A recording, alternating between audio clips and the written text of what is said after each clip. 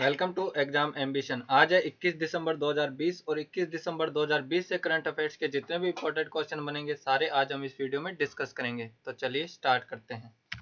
पहला क्वेश्चन है E20 ईंधन में कितने प्रतिशत एथेनॉल का उपयोग किया जाता है। तो इस क्वेश्चन का सही ऑप्शन है ए 20%। E20 ईंधन में 20% एथेनॉल का उपयोग किया जाता है। हाल ही में भारत सरकार ने इथेनॉल जैसे हरित ईंधन को बढ़ावा देने के लिए E20 ईंधन को अपनाने के लिए सार्वजनिक सुझाव आमंत्रित किए हैं।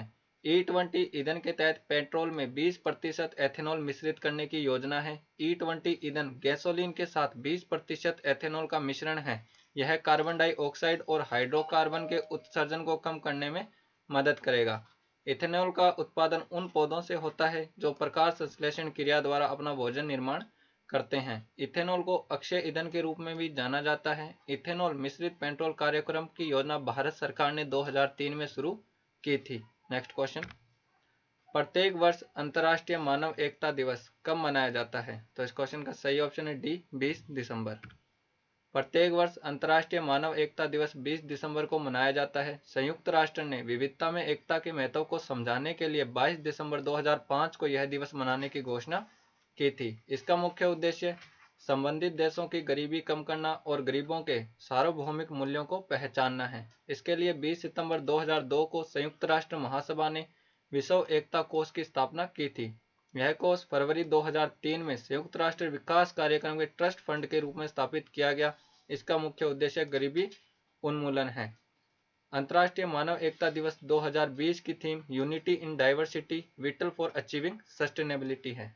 नेक्स्ट क्वेश्चन, वाराणसी क्षेत्र से चावल के निर्यात की संभावनाओं को देखते हुए किस संस्था ने देश के प्रमुख निर्यातकों के साथ सहयोग किया है। तो इस क्वेश्चन का सही ऑप्शन है ए एपीडा।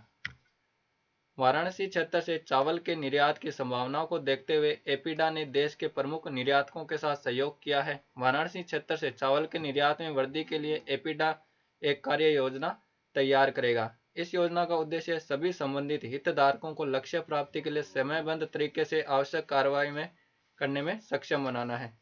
चंदौली को गैर बासमती चावल के उत्पादन के कारण उत्तर प्रदेश का धान का कटोरा कहा जाता है। एपीडा अर्थात agriculture and processed food products export development authority की स्थापना 1986 में की गई थी। इसका मुख्यालय नई दिल्ली में है। वर्तमान में एपीडा के अध्यक्ष डॉक्टर एम अंगामुथु है। नेक्स्ट क्वेश्चन, हाल ही में अमेरिका ने किस देश को करेंसी मैनिपुलेशन निगरानी सूची में शामिल किया है। तो इस क्वेश्चन का सही ऑप्शन है बी भारत। हाल ही में अमेरिका ने भारत को करेंसी मैनिपुलेशन निगरानी सूची में शामिल किया है। इस सूची में चीन, Japan, Germany, Singapore, Korea, Malaysia और थाईलैंड जैसे देश पहले से ही शामिल हैं। इससे पूर्व भी भारत को अक्टूबर 2018 में इस सूची में शामिल किया गया था, परंतु मई 2019 में इस सूची से हटा दिया गया था। करेंसी मैनिपुलेशन निगरानी सूची में शामिल होने से देश को वैश्विक स्तर पर अप्रत्यक्ष रूप से देश की साख को नुकसान होता है। नेक्स्ट क्वेश्चन, किस व्यक्ति को global visionary of sustainable business and peace award से सम्मानित किया जाएगा। तो इस क्वेश्चन का सही ऑप्शन है सी रतन टाटा। भारतीय उद्योगपति और टाटा समूह के पूर्व अध्यक्ष रतन टाटा को global visionary of sustainable business and peace award से सम्मानित किया जाएगा। यह पुरस्कार रतन टाटा को Indo Israel chambers of commerce द्वारा प्रदान किया जाएगा। उन्हें यह पुरस्कार क्षेत्र का और शांति का समर्थन करने वाले नवाचारों को बढ़ावा देने के लिए दिया गया है। यह है रतन टाटा। नेक्स्ट क्वेश्चन, एशियाई विकास बैंक एडीबी ने किस राज्य की बुनियादी ढांचा परियोजनाओं की तैयारी का समर्थन करने के लिए समझौता ज्ञापन पर हस्ताक्षर किए हैं। तो इस क्वेश्चन का सही ऑप्शन है डी त्रिपुरा। हाल ही में एशियाई विकास बैंक एडीबी ने त्रिपुरा राज्य के बुनियादी ढांचा परियोजनाओं की तैयारी का समर्थन करने के लिए एक समझौता ज्ञापन पर हस्ताक्षर किए हैं। एडीबी और भारत सरकार ने $4.21 मिलियन की प्रोजेक्ट रेडीनेस फाइनेंस सुविधा पर हस्ताक्षर किए हैं। इस परियोजना का उद्देश्य त्रिपुरा में शहरी सुविधाओं में सुधार और पर्यटन बुनियादी अवसंरचना विकास परियोजनाओं की तैयारी के लिए समर्थन देना है। प्रोजेक्ट रेडीनेस फाइनेंस सुविधा राज्य की अर्थव्यवस्था में पर्यटन के योगदान को बेहतर बनाने के लिए राज्य सरकार के उद्देश्यों का समर्थन करने के साथ साथ एकीकृत पर्यटन अवसंरचना योजनाओं के विकास का भी समर्थन करेगा? यह है मैप में त्रिपुरा। त्रिपुरा की राजधानी है अगरतला। त्रिपुरा के मुख्यमंत्री हैं विप्लव कुमार देव और त्रिपुरा के राज्यपाल है रमेश बैस। नेक्स्ट क्वेश्चन, जेवर में बनने वाले ग्रीनफील्ड हवाई अड्डे के लोगों में किस राज्य के राजकीय पक्षी का उपयोग किया गया है? तो इस क्वेश्चन का सही ऑप्शन है सी, उत्तर प्रदेश। उत्तर प्रदेश के जेवर में बनने वाले ग्रीनफील्ड हवाई अड्डे के लोगों में उत्तर प्रदेश के राजकीय पक्षी का उपयोग किया गया है। उत्तर प्रदेश का राजकीय पक्षी सारस क्रेन है। जेवर में बनने वाले ग्रीनफील्ड हवाई अड्डे का नाम द नोएडा इंटरनेशनल एयरपोर्ट रखा गया है। यह ग्रीनफील्ड हवाई अड्डा दुनिया के सर्वश्रेष्ठ हवाई अड्डों में से एक होगा। यह मैप में उत्तर प्रदेश। उत्तर प्रदेश की राजधानी लखनऊ। उत्तर प्रदेश के मुख्यमंत्री योगी आदित्यनाथ और उत्तर प्रदेश की राज्यपाल है आनंदीबेन पटेल। नेक्स्ट क्वेश्चन, खेल मंत्रालय ने किसे प्रतिस्पर्धी खेल के रूप में औपचारिक मान्यता देने की घोषणा की है? तो इस क्वेश्चन का सही ऑप्शन है ए, योगासन। आयुष मंत्रालय और युवा कार्यक्रम एवं खेल मंत्रालय ने योगासन को एक प्रतिस्पर्धी खेल के रूप में औपचारिक मान्यता देने की घोषणा की है। योगासनों को खेलों के रूप में मान्यता मिलने से यह प्रतिस्पर्धी होगा, जिससे दुनिया भर में लोगों में योग के प्रति रुचि बढ़ेगी। खेल मंत्री किरण रिजिजू ने कहा कि योगासन योग का एक अभिन्न और महत्वपूर्ण अंग है जो सामाजिक और मनोविज्ञान की प्रकृति है। वर्ष 2001 में पायलट योगासन प्रतियोगिता नेशनल इंडिविजुअल योगासन स्पोर्ट्स चैंपियनशिप के नाम से आयोजित की जाएगी। नेक्स्ट क्वेश्चन, किस देश में अंगारा A5 रॉकेट का सफलतापूर्वक परीक्षण किया है? तो इस क्वेश्चन का सही ऑप्शन है बी, रूस। हाल ही में रूस ने अंगारा A5 रॉकेट का सफलतापूर्वक परीक्षण किया है। इस रॉकेट का पहली बार परीक्षण 2014 में किया गया था। यह रॉकेट 20 टन से अधिक वजन वाले पेलोड को अंतरिक्ष में ले जाने में सक्षम है। यह मैप में रशिया। रशिया की राजधानी है मॉस्को। रशिया की करेंसी है रशियन रूबल और रशिया के राष्ट्रपति है Vladimir Putin. Next question, World bank की ease of doing business index 2020 में भारत को कौन सी रैंक प्रदान की गई है? तो इस क्वेश्चन का सही ऑप्शन है सी, 63वीं।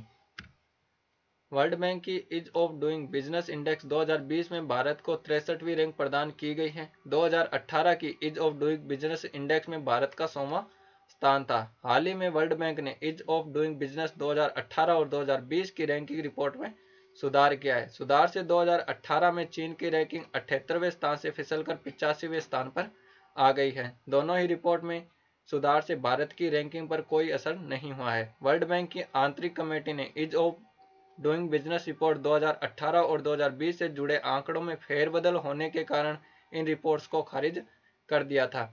वर्ल्ड बैंक की स्थापना वर्ष 1944 में की गई थी। इसका मुख्यालय वॉशिंगटन डीसी में है। विश्व बैंक के वर्तमान अध्यक्ष डेविड मालपास हैं। नेक्स्ट क्वेश्चन, ई सेवा सेतु योजना किस राज्य में प्रारंभ की गई है? तो इस क्वेश्चन का सही ऑप्शन है ए, Gujarat.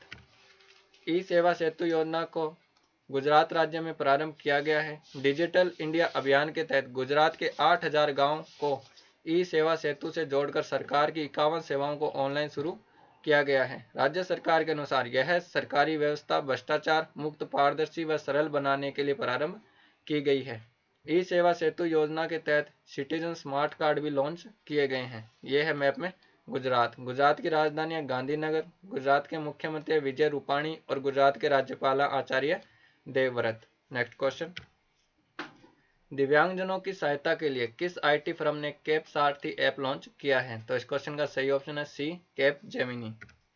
IT firm Capgemini ने दिव्यांगजनों के कल्याण के लिए सार्थक एजुकेशनल ट्रस्ट के साथ मिलकर कैप सारथी ऐप लॉन्च किया है। यह एक 10 करोड़ दिव्यांग व्यक्तियों को रोजगार पाने की शुरुआती पहल से लेकर रिटायरमेंट योजना तक मदद करेगा। इस ऐप में दिव्यांगजनों के लिए थेरेपी से लेकर गाइडेंस तक की सुविधा उपलब्ध होगी और इसमें चैट एवं कॉल पर हेल्प डेस्क सपोर्ट भी उपलब्ध होगा। यह ऐप हिंदी, अंग्रेजी, तमिल, तेलुगु, कन्नड़ और बंगाली भाषा में भी उपलब्ध है। नेक्स्ट क्वेश्चन, अमेरिका में किस भारतीय मूल के व्यक्ति को असिस्टेंट प्रेस सेक्रेटरी के रूप में नामित किया गया है? तो इस क्वेश्चन का सही ऑप्शन है ए, वेदांत पटेल। हाल ही में अमेरिका के नवनिर्वाचित राष्ट्रपति जो बिडेन ने भारतीय अमेरिकी मूल के वेदांत पटेल को असिस्टेंट प्रेस सेक्रेटरी नामित किया है। वेदांत पटेल वर्तमान में जो बिडेन के वरिष्ठ प्रवक्ता हैं। वेदांत पटेल पूर्व में भारतीय अमेरिकी सांसद प्रमिला जयपाल के कम्युनिकेशन डायरेक्टर के रूप में भी काम कर चुके हैं। ये हैं वेदांत पटेल।